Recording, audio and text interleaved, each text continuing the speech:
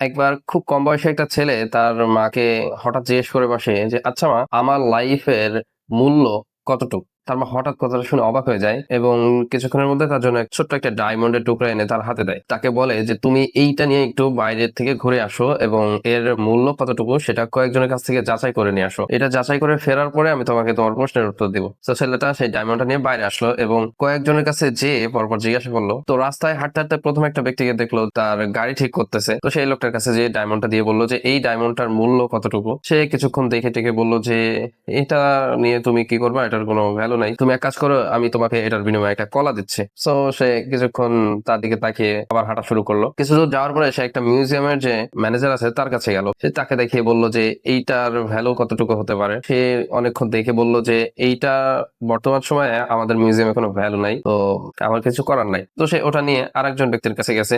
তৃতীয় ব্যক্তি ওটাকে খুব ভালোভাবে পরীক্ষা করে দেখার পরে সে ছেলেটাকে বলল এই জিনিসটার ভ্যালু প্রাইসলেস। তো ছেলেটা এই জিনিসগুলো অবজার্ভ করার পরে সে বাসায় এসে কৌতূহল হয়ে তার মাকে বলল যে, "মা, এইটার ভ্যালু যাচাইয়ের সাথে আমার ভ্যালুর যাচাইয়ের সম্পর্ক কি?" তখন তার মা হেসে বলল, "তুমি নিশ্চয়ই দেখেছো যে এক একজন মানুষের কাছে এই ডায়মন্ডটার মূল্য এক এক রকম। এটার মেন কারণ কি জানো? প্রত্যেকটা মানুষের নিজ নিজ পয়েন্ট অফ ভিউ থাকে। সেই জায়গা থেকে এই জিনিসটার জ্ঞান যার কাছে যতটুকু, যে এই বিষয়ে যতটুকু ধারণা রাখে তার কাছে এটার মূল্য ঠিক তেমনই। তো তুমি আমার সন্তান, আমার কাছে তুমি একটা অমূল্য রতন।" তো একটা জিনিস খেয়াল করে দেখেন, আমরাও কিন্তু আমাদের চারপাশে যে সমস্ত মানুষের সাথে থাকি, অনেকে আছে আমাদেরকে ডিমোটিভেটেড করে দেয়, অনেকে আছে আমাদেরকে মোটিভেট করে। মূলত আপনার বিষয়ে যেই মানুষটা যেমন ধারণা রাখে, যেমন আপনার বিষয়ে জানে, আপনার বিষয়ে যতটুকু নলেজ আছে সেই অনুযায়ী সে আপনার সাথে রিয়াক্টটা করে। সো আপনার দায়িত্ব, আপনি কোন মানুষগুলোর সাথে ঘুরবেন, অবশ্যই চেষ্টা করবেন যেই মানুষগুলো আপনাকে ভালো বুঝে, আপনাকে মোটিভেট করে, যেই মানুষগুলো আপনাকে ভ্যালু দেয় লাইফে, সেই মানুষগুলোর সাথে চলার এবং কি করে নিজের ভ্যালুটা বাড়বে ডে বাই ডে